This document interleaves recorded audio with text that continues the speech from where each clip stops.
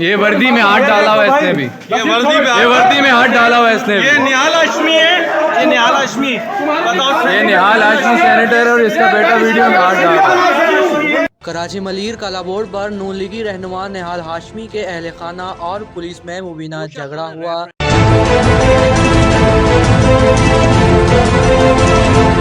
जिस पर निहाल हाशमी के बेटे नसीर हाशमी ने कहा कि मुझे और घर वालों को पुलिस सऊदाबाद थाने लेकर आई है और एहलकारों ने घर वालों को रोक कर मेरे करीब आने की कोशिश भी की।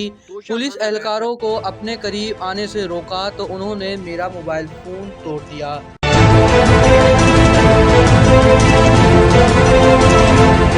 निहाल हाशमी के अहल खाना का कहना है कि सऊदाबाद थाने का जुल्म और ज़्यादतियाँ बढ़ती जा रही हैं। लोगों को बेगुनाह परेशान करना रोज़ का मामूल बन चुका है।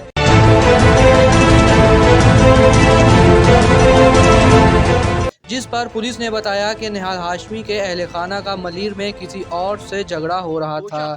इस दौरान एहलकारों ने बचाव की कोशिश की थी।